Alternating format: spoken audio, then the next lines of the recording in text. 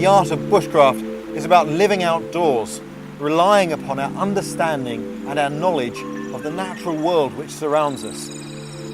In this programme, I've come to the jungle, which isn't always an easy place to travel in, but one where good bushcraft really makes the difference.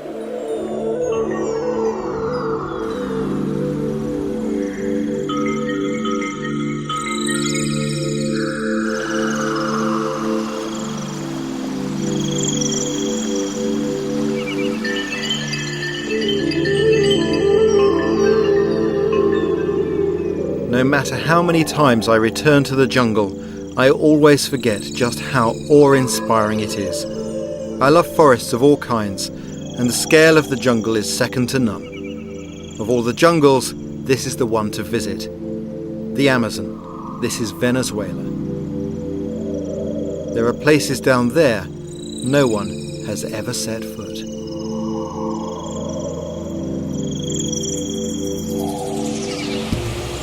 Once you take off, you start to think about all of your equipment you've got with you, and you start to think about things you've forgotten, and now it doesn't matter.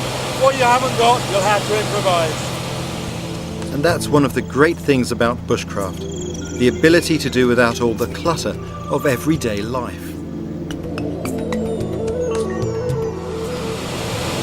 One of the frustrating things about this forest is that even in an aircraft, you only get a small view of it. So huge. The only way to really understand how big it is to have a look at a map. The Amazon covers almost 3 million square miles. That's bigger than Australia. I'm flying to an airstrip at a remote village called Canaracuni, near the Brazilian border. It's 200 miles from the nearest town, but my final destination is even further, deep in the forest, the best way to experience the jungle.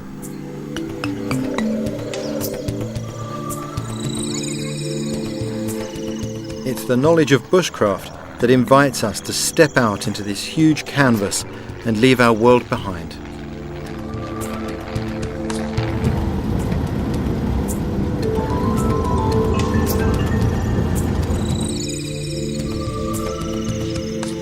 The people of Canaracuni are called the Yekwana, one of the oldest and proudest tribes of the area. Even with an airstrip, they don't get many visitors out here, so our cameras were a great source of interest.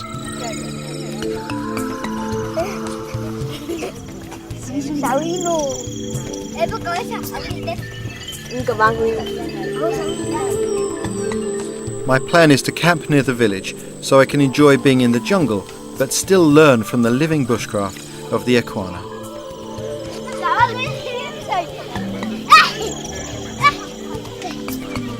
If there's one thing I've learned from embarking on a trip like this, it's that whatever your plans and wherever you are, stay flexible, because this far from home, nothing ever goes quite according to plan.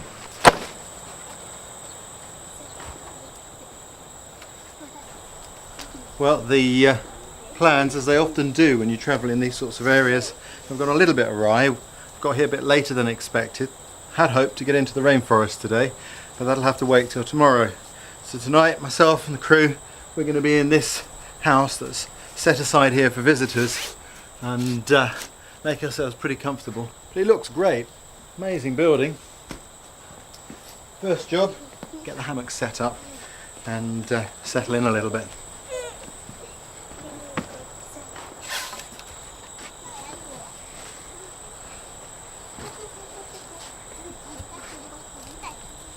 After 2 days travelling, it was lovely to receive such a warm welcome. Buenos días.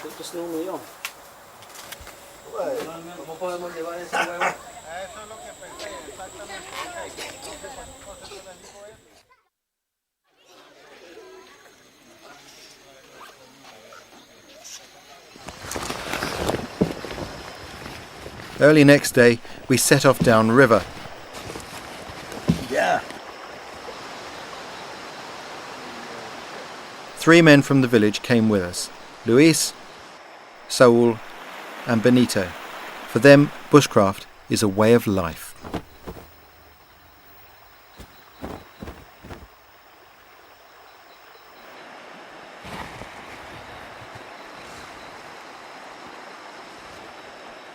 This is brilliant. This is where my journey really begins. As we leave the village and come down this river, we're entering one of the most pristine environments on the planet. When you travel in an environment like this with these sorts of people, you're really stepping back in time.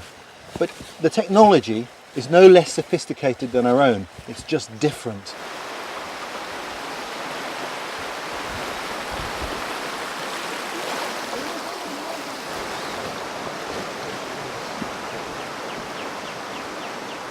A little further downriver was a sobering reminder of what can happen when things go wrong out here.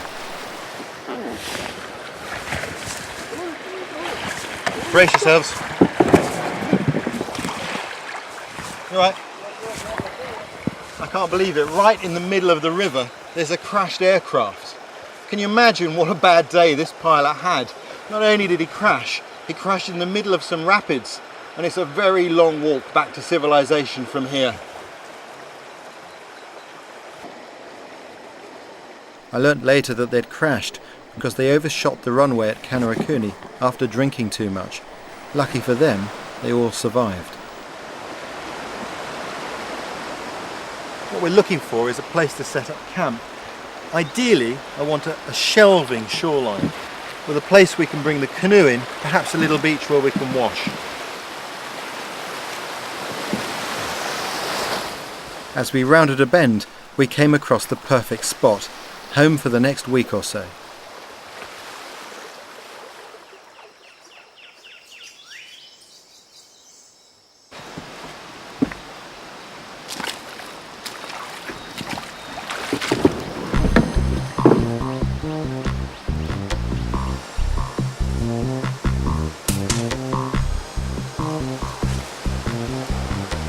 This is the flood area. When the river floods, this bit of ground gets washed. And because of that, there's less vegetation here.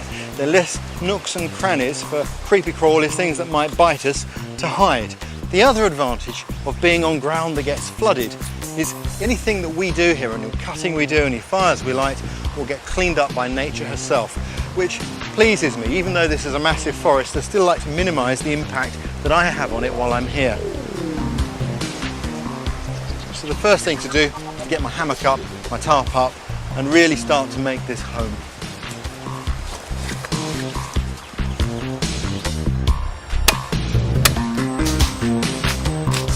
My equipment is man-made, but one of the principles of bushcraft is to know where and how to find the natural equivalents.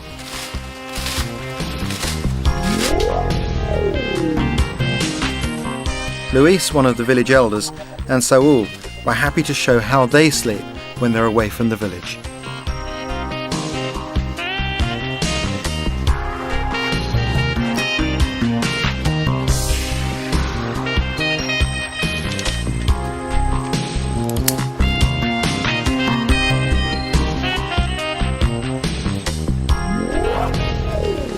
I'm setting up quite an elaborate lightweight camp because I'm going to be here a few days. If I was just here overnight, I wouldn't go to all these lengths. And the first job normally is that the roof goes up, because if it's pouring with rain, we can then work completely freely in the dry beneath it.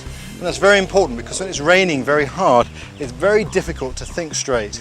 The rain pounding on your head makes you make poor decisions, and accidents are frequent in those circumstances.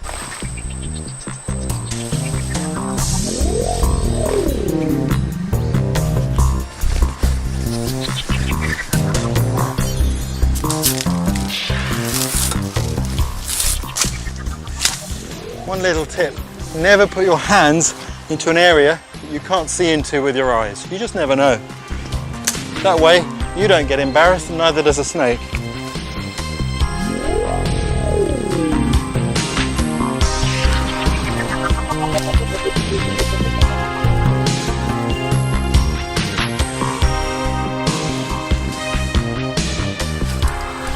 Always gingerly test the knots. Well, that's great. I'm happy now because I've got my roof up, I've got my bed for the night, feels really good. Now, everything I do now just basically improves my condition here. The fundamental things I've put up. Sometimes you can be lulled into a false sense of security, like now it's not raining. So you might think, oh, it's going to be a nice day, I'll just be a bit sloppy in the way I put my camp up. I guarantee if you do that, 2 o'clock in the morning, the most horrendous downpour will show all of your faults. Their hammock really was that simple, just strips of bark. Not that Saul seemed concerned, he was a real showman. Saul's gone to sleep.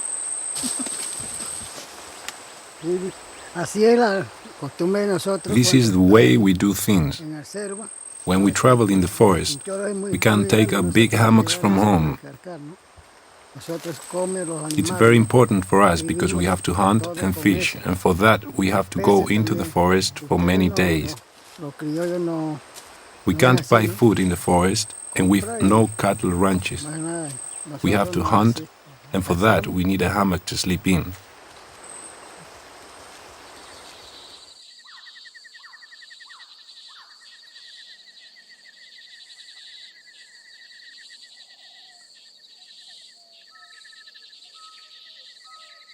Much as it's nice to be in a village, I can't help thinking it's much better to be here in the forest. I love it. Here I can really take care of myself. The temperature, it's warm, it's sticky, but somehow it feels right. You feel just so much alive. And all around me, there's life.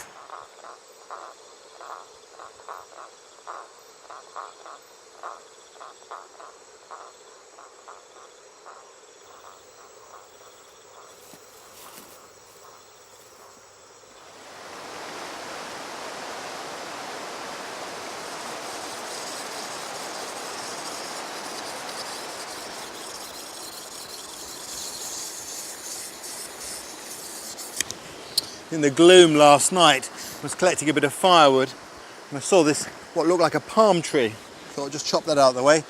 Had a bash, only to discover it was a piece of aluminium aircraft fuselage from that crashed plane just up the river there. Made a dink out of my parang with that. I'm not too happy about it. Machete is the most important tool in the forest, and yesterday I heard a story that really illustrates that. There's a story of Yaqana people travelling down this river when their canoe was about to turn over in some rapids, and there was this terrible momentary pause when one of the men had to make the decision. Does he take his pack with all his food and his cooking equipment, or does he take his machete? Well, of course, the choice was obvious, and he took the machete, because with that and what he knows about the forest, he can find life here.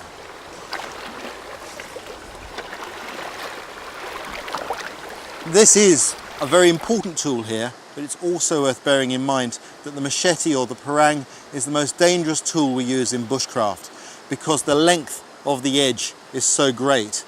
There's tremendous potential to bite us. There are a few things we have to know. The first is we need to keep it sharp. So every day on a daily basis you sharpen it. For that I carry with me a small sharpening stone, combination stone like this. But if I didn't have that, I could use a pebble from the river.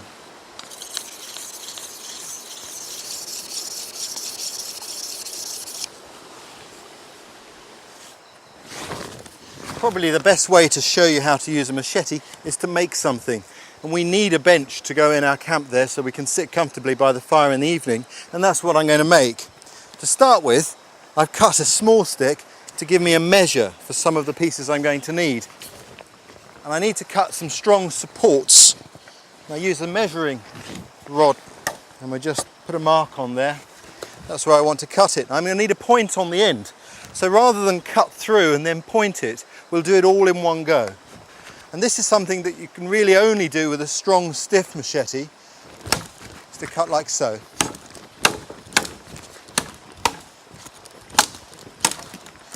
All ready to go. Perfect. So that's one.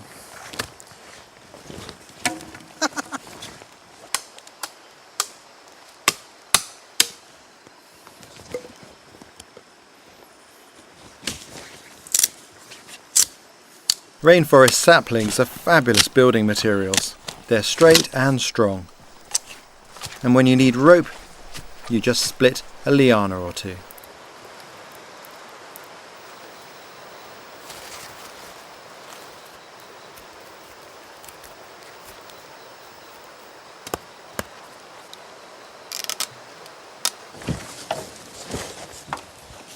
With a bench as long as this, you need to put an extra support in the middle. Now, we lock it off. That gives a lot more support. What I'll do is I'll lash this on here. Everything locks together solid. Now we can sit comfortably and enjoy the fire. Having somewhere to sit down makes life a lot more comfortable in any environment, but particularly in this one, with all the termites and ants crawling around on the forest floor.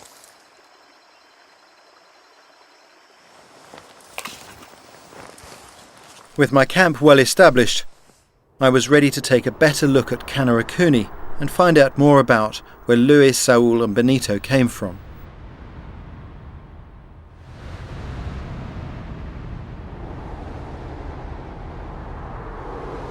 These villages are like islands in the Pacific. That's how cut off they are from modern life, though there were bizarre reminders everywhere of the world outside of the forest.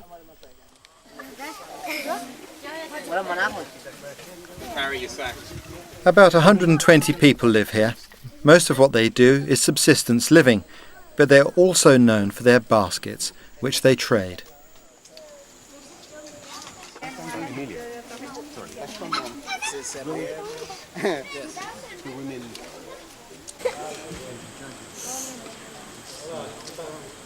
Primero se hace esta color blanco, ¿no? Everything we use comes from the rainforest. The basic material for the baskets comes from a vine. The pigment comes from a palm tree, which looks very like a banana tree. Hay un palo de color. Lo significa Some of the drawings on the basket are purely ornamental, but some of them have mythological meanings. Entonces lo bajaron junto con According to ancient tales, there was a god on earth who kept birds. He sent the birds into the sky with a long string and some glue to drag the stars from the earth into the sky, and that's how the stars came to be in heaven.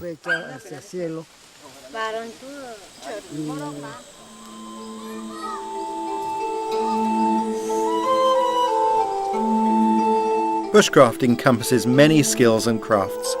The huge communal building in Kanerakuni is an impressive piece of collaborative construction. Great proof of the power and skills that bushcraft encompasses. I'd already seen how Luis and Saul worked together. To build this, the whole village must have helped.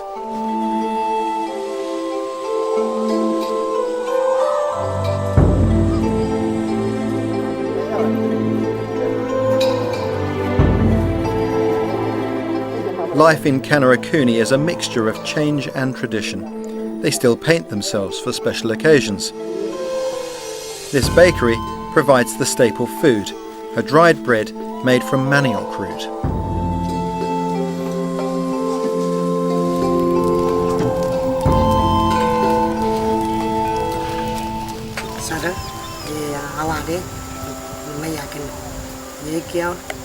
We think we are close now to being owners of our own land. This means we'll have more power to defend our rights.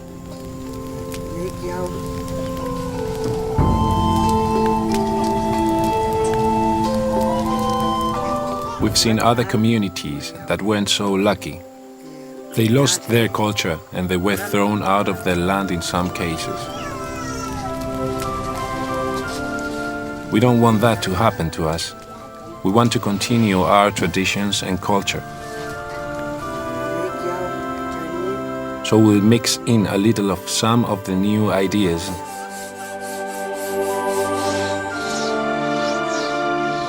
But we'll do it slowly and we'll decide for ourselves what we want and what we don't want. But the modern world is steadily encroaching, and they are aware that they must be strong to deal with it. I was touched by their generosity. It's beautiful wood. Muy bonito madera. Muchas gracias.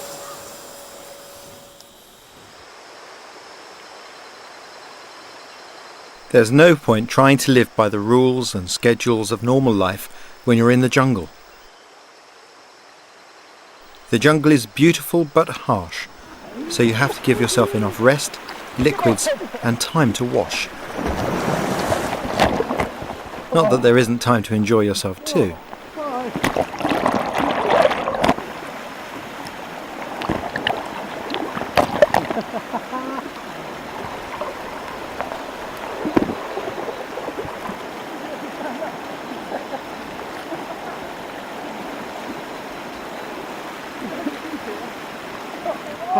Though the jungle is just as capable of giving you a dousing.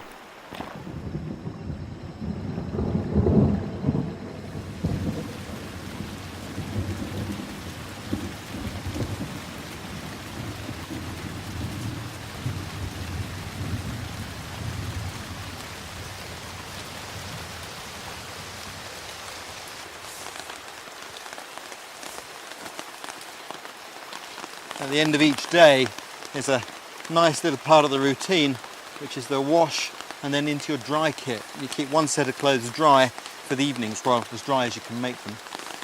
And it's important when your feet have been wet all day to wash them, to powder them and to rub some life back into them. This prevents foot problems, foot rot and other conditions associated with that. Really good. It's a nice time. It's not very often you take so much time to pamper yourself, as it were. It's great having the old hammock though, because you can just sit here. It's raining outside and the rain can't touch you. It's brilliant. Nice moment.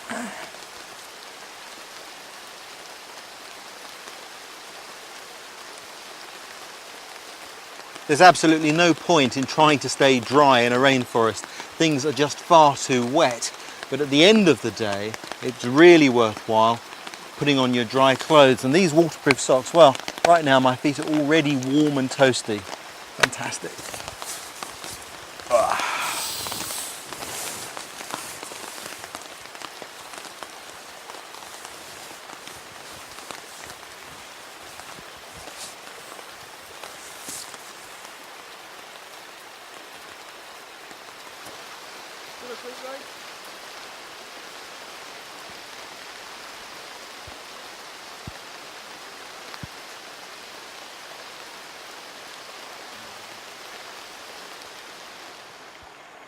This is our logistics camp.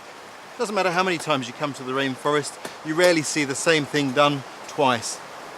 The way they've set up this shelter is really interesting.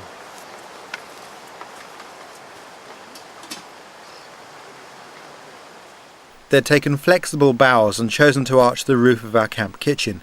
So simple, yet unique in my experience. We brought much of our food with us.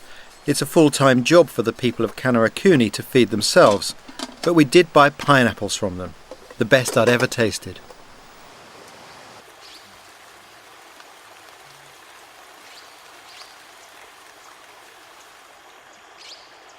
So why is this tree important to you, Lewis? Porque eso es importante para nosotros para hacer un pelota. Cuando no había pelota. We use it to make balls to play. And how do you do that? Bueno, así sacamos la líquido. You take the latex out of the tree. Pone así. Está grande, ¿no? Porque hay To get a big ball, you need to cut more than one tree in order to collect enough latex. otro varios palos para que tengan más pelota grande.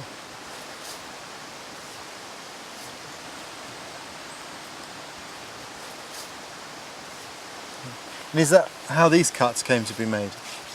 Yo, I did it. You did it. How many years ago was that? bueno, eso tiene 40 años. 40 years ago. Must have been small. Sí, yo siempre explico a los muchachos, por ahí está palo y otro. Yes, I remember it well. Sí, porque yo And I conozco remember todo. each tree we used to use. Varias veces los I tell the veo children enseñando now where they can't cómo find the están, right cómo trees to make están balls ahorita. because balls from the city are expensive. Los niños todavía se usan cuanto no, porque es muy caro en ciudad.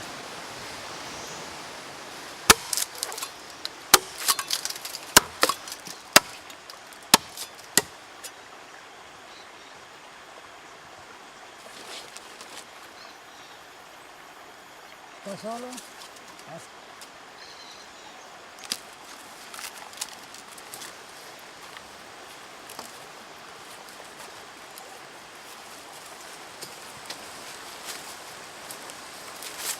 Talking to Luis was like having your own encyclopedia of the jungle, and he was wonderfully generous with his knowledge.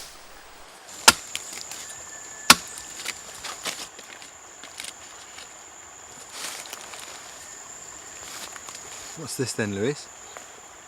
Ponemos solamente la concha, ¿no? No es la. It's red sap from a vine that we use as a dye. Solamente Traditionally, la it concha. should only be Saca los collected by orillos women who are no longer virgins. Y con eso lo pinta. It's believed young girls coming of age might bleed to death if they do it. Cuarto So it's gathered by older women who already have children and grandmothers. en la piel. It's a really intense red colour. Really looks like this is bleeding. You can easily understand the mythology associated with it. If I put my hands down, you might think I'd cut myself. Very strong colour.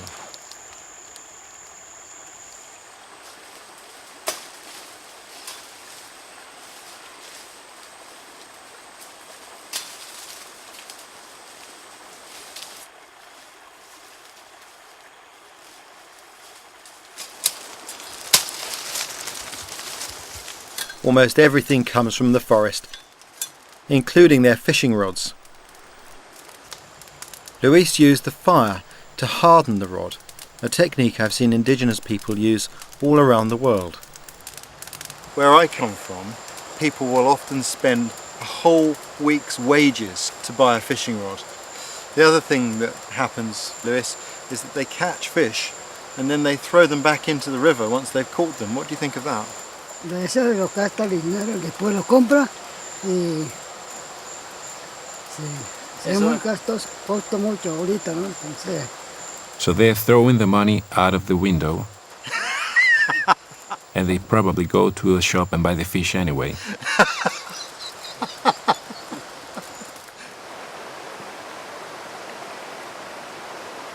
Next morning, we had to empty the boats before an early start.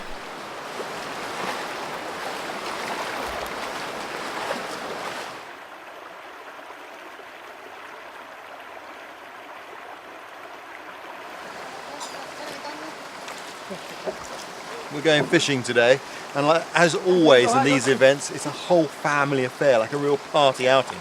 Great way to go and get your food.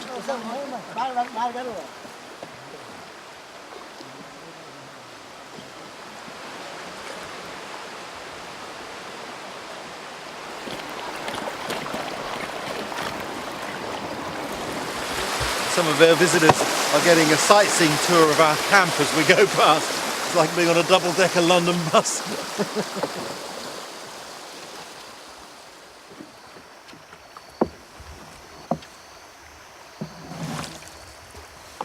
It feels like one of those explorer goes down the river moments. Pull hard together, blade on a feather. Reminds me of my boating days in Oxford. So old things I've gone, man.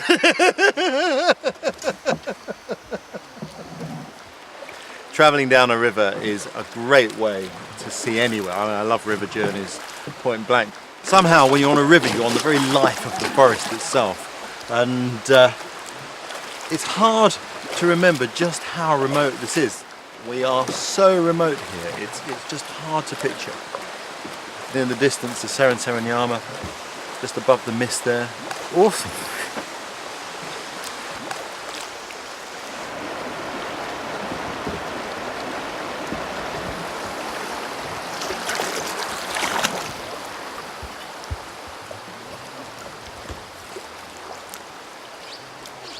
You hear the birds singing, so peaceful.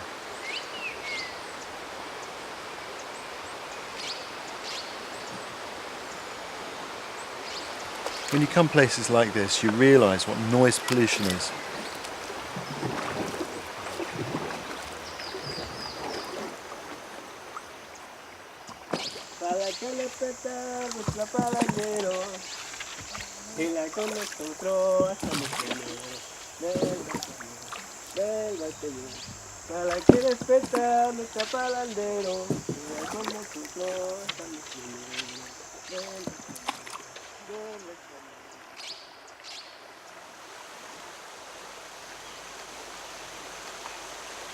One of the real benefits of coming away from the disturbance of the camp is that for the first time you really start to see the life of the forest. Almost everywhere I look there's something going on, like these toads mating. You can see the eggs coming out there from the female, being fertilised by the much smaller male on her back.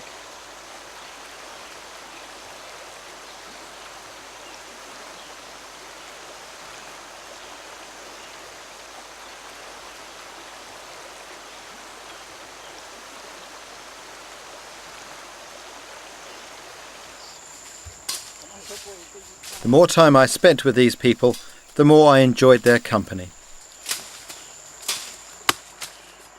To catch the fish, we needed poison from the roots of a barbasco vine. It takes a bit of effort to get at it.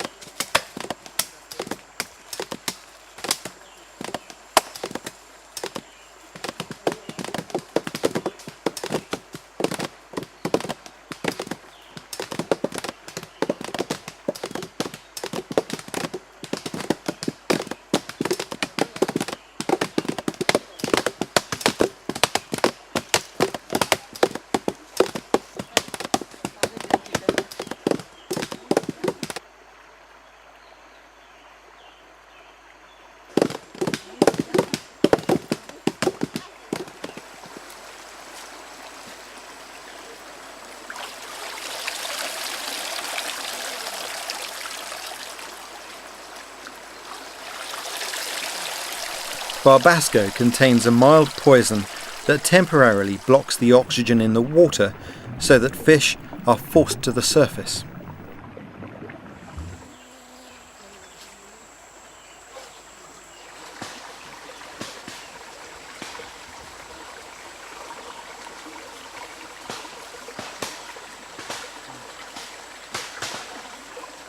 They may have been small, but out here every morsel counts. And there was certainly enough for a picnic. And what a place for a picnic.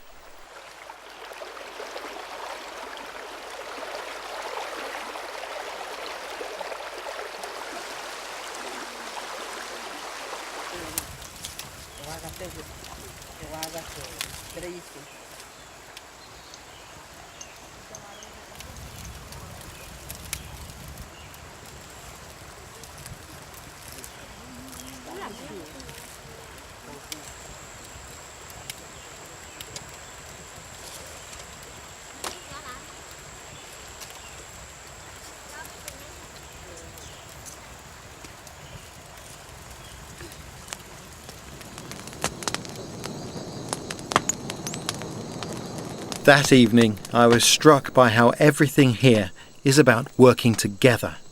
Not just the people, but the forest too. The Ikwana know that as long as they look after the forest, it will look after them.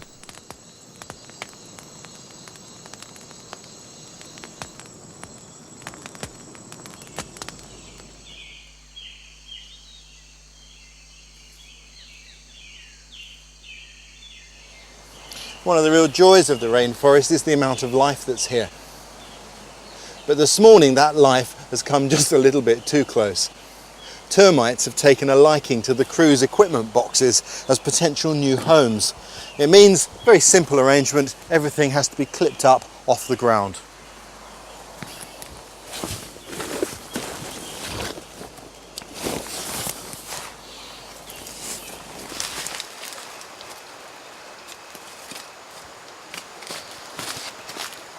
You can't camp in the forest without addressing sanitation. And I had visitors arriving that evening, so it was time to dig another loo. A pit 2 foot by 4 foot is enough for 4 people for a couple of days. Breaking up the sandy soil provides a covering to prevent flies and reduce the smell.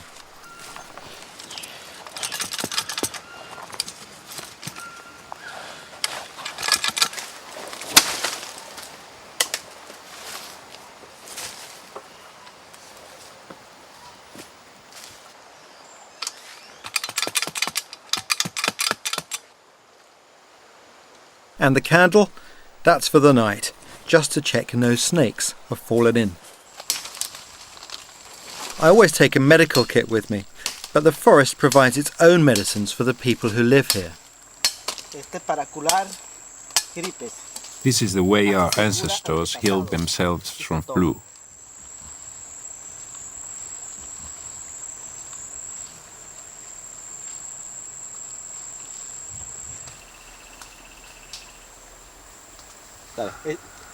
Esta plantas platanilla es muy importante para nosotros.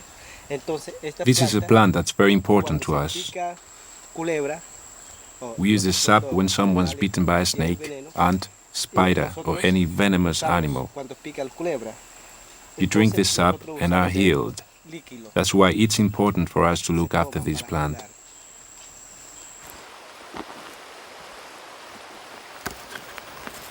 My visitors were a good incentive to do a bit of washing. It's not just hygiene, it's also good for morale. Believe me, after a few days the smell gets rather overpowering, whoever you're with. Anyway, it doesn't take long for clothes to dry in weather like this.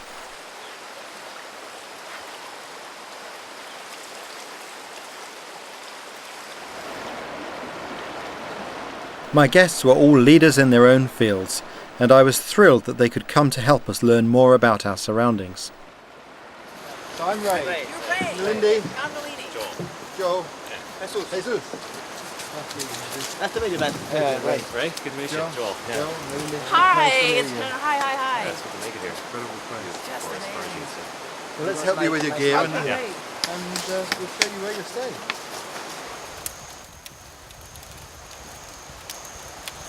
I thought it would be nice if you told me a little bit about yourselves. I am a hardcore naturalist. I have been always interested in the animals in the wild, in the forest. Even though naturalists tend to be disappearing, I wholeheartedly believe that we need to be out there looking for animals, learning from them. The animals that I have been studying the most are reptiles and amphibians. And this area is actually a paradise for those. I'm interested in trees of all kinds, and I'm especially interested in the world of the treetops, of the canopy. When I first came to a rainforest when I was a graduate student in Costa Rica, my eyes went right up to the canopy and said, what is going on up there? And it turns out very little is known about the canopy. I became so thoroughly inspired by being in treetops that I couldn't let it go. You know, it's a place that most people don't ever see, and it grabs you as soon as you're there. It's hard to come down.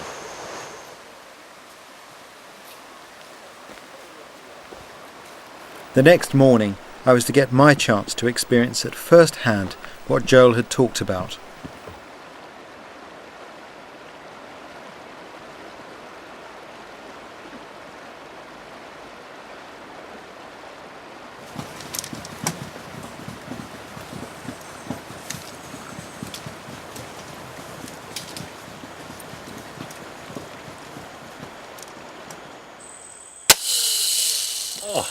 Perfection. This is very exciting. All the rainforests I've been to, I've never had the opportunity to do what we're about to do today. And it's very frustrating when you're in the forest, if you like trees and you like forests, if you can't see out and actually see what they look like. So not only will I get a chance to see from above, like you get when you're in a plane, but also be close to it, not remote. I think that's fantastic. Through here?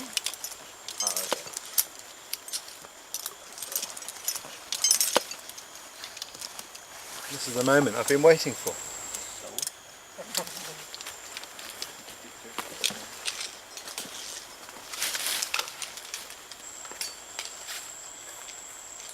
You look small down there already.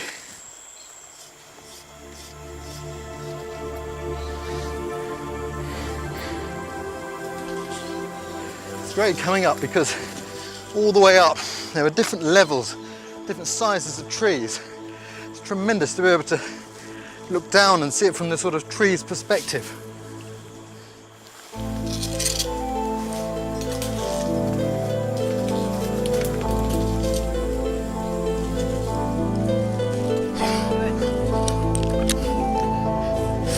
Wow, This is stunning. I can't believe it. I really can't believe it. I've been to rainforests literally all over the world and I've never had the opportunity to see this. This is staggering. I'm quite taken aback by it all, really. Amazing.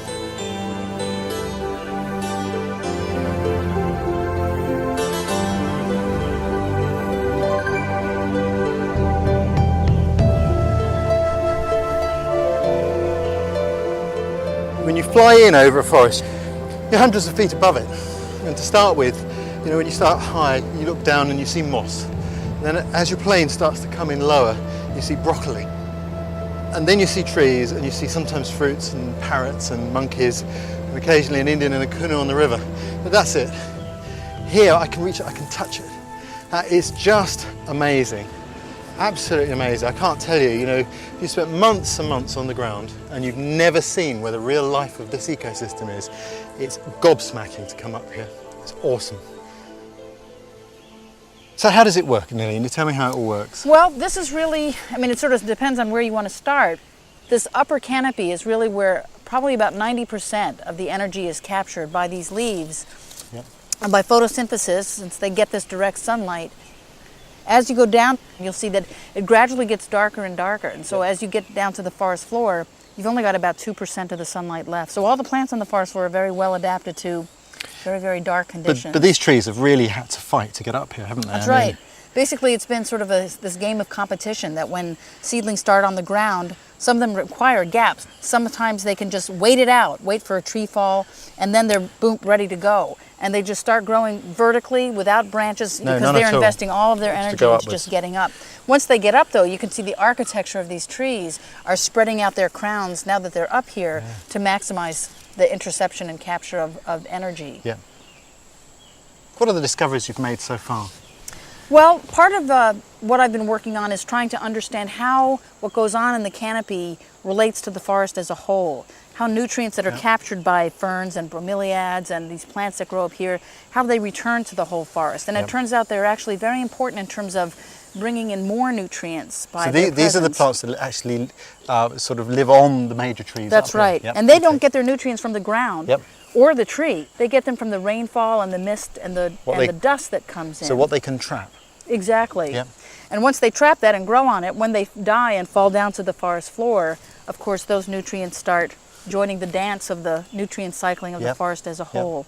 So they sort of serve as nutrient sponges for the forest. Many, many plants, many insects, you never see them on the forest floor. And so part of the work of my students and my colleagues and I have been simply to categorize and collect the plants that grow up here. I wish everybody could see this. I do too. I do too. Well, for me, you've filled in a piece that was missing from the jigsaw. I'm so delighted that we got to bring you up here, Ray. Very special.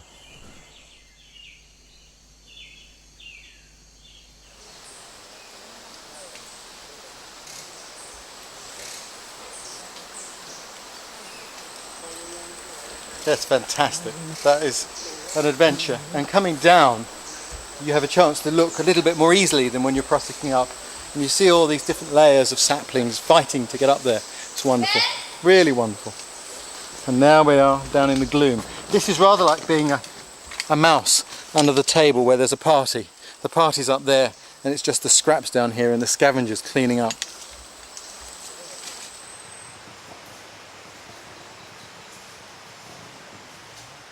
Jesus Rivas is one of Venezuela's best-known scientists, so it was a real treat for me to explore our immediate surroundings with him for his unique perspective on the local animals. I wasn't disappointed. This is a dead frog. It's a live frog. It's just plain dead now. So that's his defense mechanism, is it, Jesus? Yeah, then many predators don't get interest in dead animals. They just want to make sure it's very fresh and alive. Any chance it has, he will come back to life. Yeah, there we go. He's back to life. Should get an Oscar. Oh yeah, quite a performer. Dead.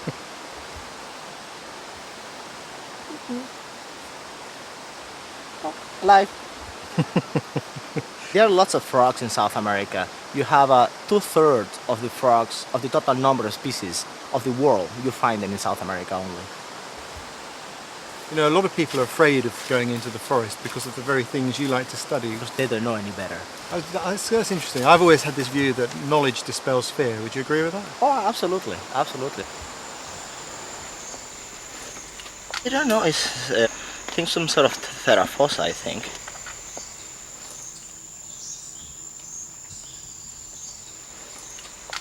Oh, doesn't like to stay in my hand.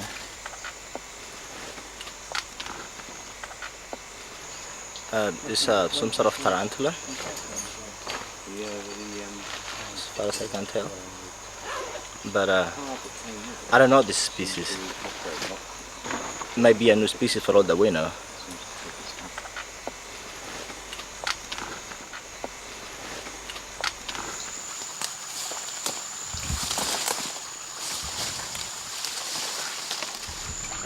Metemos la mano en el agua así como si nos estuviéramos agarrando.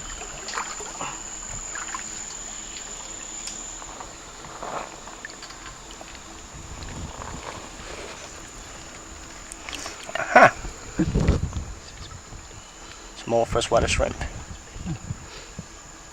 You think it's a lobster?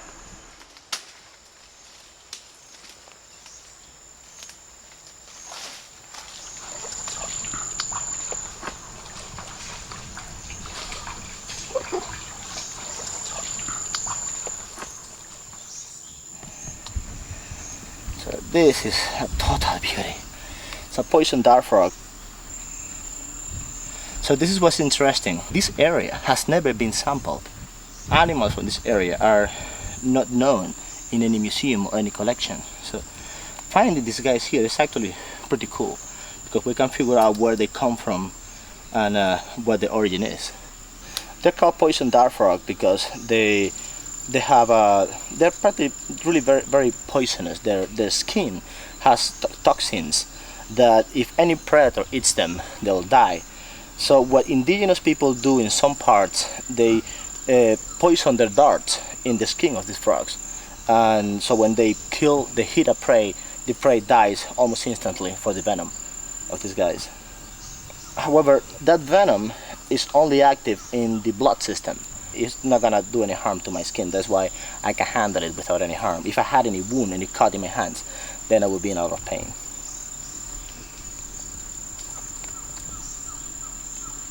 You get a bad flavor. This is not bad. Sometimes they need to be really harassed to release the toxin. Yeah, not good.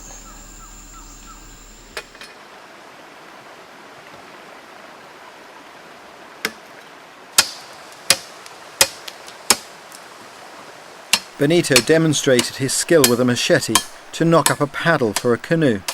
He told me that if you can't make a paddle, you're not a Yequana.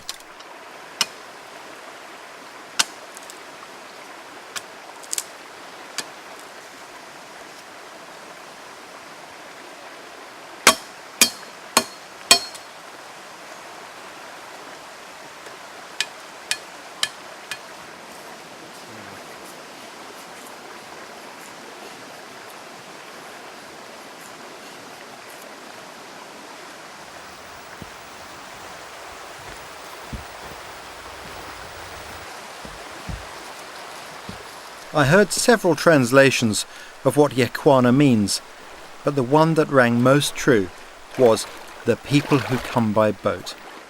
The river is truly in their blood. It's their highway, it provides their food, and it's a playground.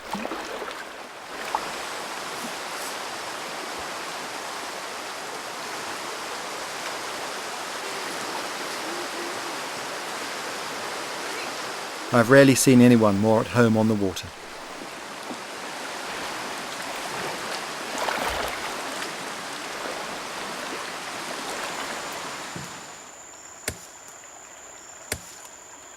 I couldn't walk more than a dozen paces without Luis, Saul or Benito showing me another plant that they used.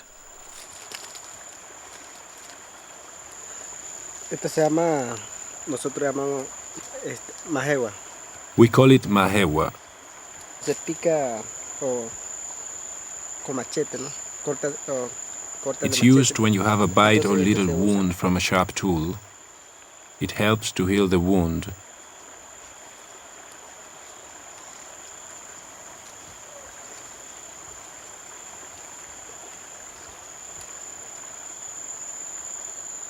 By the final morning of our stay here, our camp was being co-opted back into nature.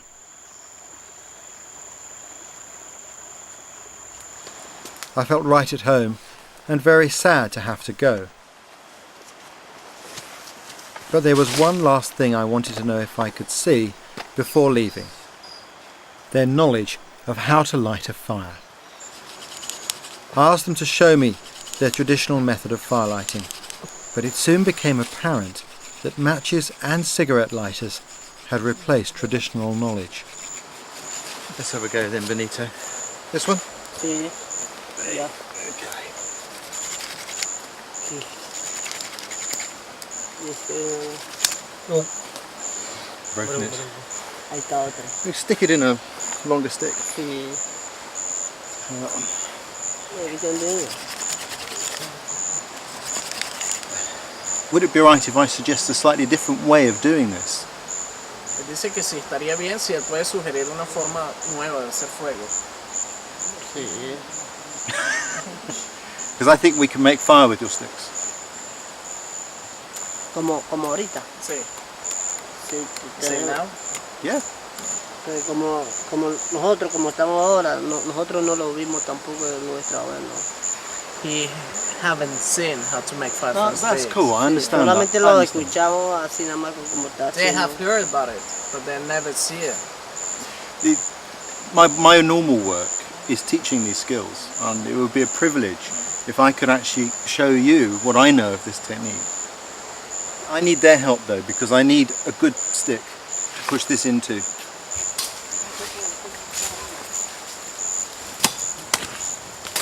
Firelighting by friction is a very difficult skill. For a man here to admit that he can't make fire in the forest when he can do everything else, that takes a real sense of courage, I think. It's a real testament to the strength of character of these people. And it's very difficult for me to broach that issue without questioning his manhood. And we've been able to get past that stage, and hopefully we'll make some fire here today and we'll put that skill back. What I'm going to show them is the way I make fire, and it may be that this is slightly different to their cultural way of making fire, but I think at the end of the day what is important is the ability to go into the forest and find fire from what nature provides. Because this drill is a little bit too short, what we're going to do is we're going to attempt to lengthen it with another stick which needn't be dry.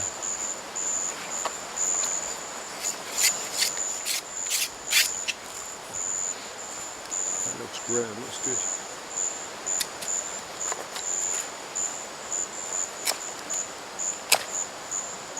This was uncertain ground, both for me and them. Benito, how far do you have to go to get matches or a lighter? Sí, en esta zona quedan muy lejos de This area is very far away from anything, and it takes a long time. How long? ¿Cuánto tiempo?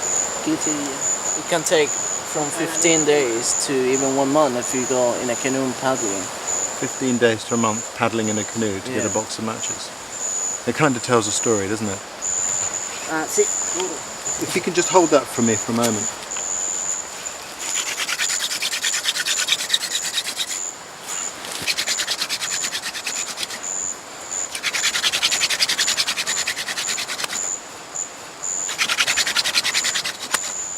When I drill, a powder will collect and that will eventually start to glow.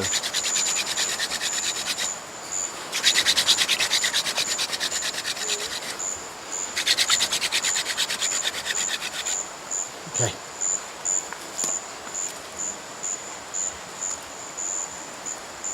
There's our ember.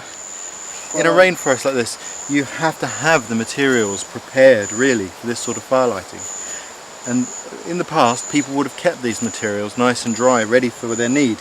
And we haven't got those materials to hand, so I'm robbing the BBC's medical kit and helping myself to some cotton wool, which we'll use as tinder. But there are trees in the rainforest that provide seeds at the right time of year, which are just like that.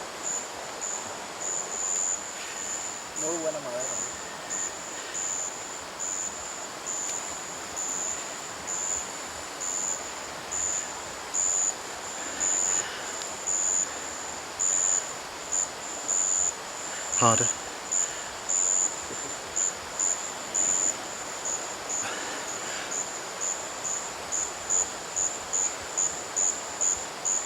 One of the things about the rainforest, it's so humid today that this isn't catching fire straight away. It's not the ideal tinder, but we have got fire now.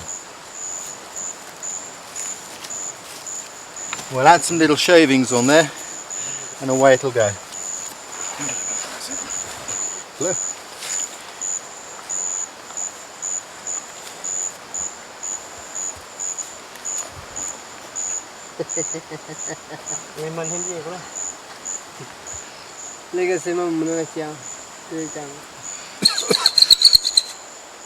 Some years ago we worked on an island in the middle of the Pacific Ocean, and the people there still keep these skills alive because, like you, they're a long way from sort of the outside world. There was a wonderful woman there who said that when you can make fire by friction, you carry your fire in your mind and in your muscles.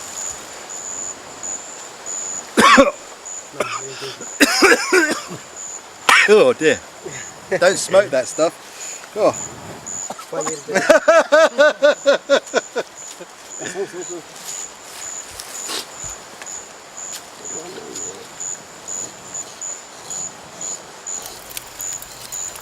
Hey! Well done, Benito. Fantastic. The wood they're about to put on the fire is a tree that they taught me about. I had no idea about this. And this wood here burns even when it's green. And it's one of the things that they have to know about making fire in the forest. Their ancestors may have had to rub sticks to make fire. Today they use lighters. But some knowledge still survives. Our success inspired Saul and the others to practice frantically all the next day.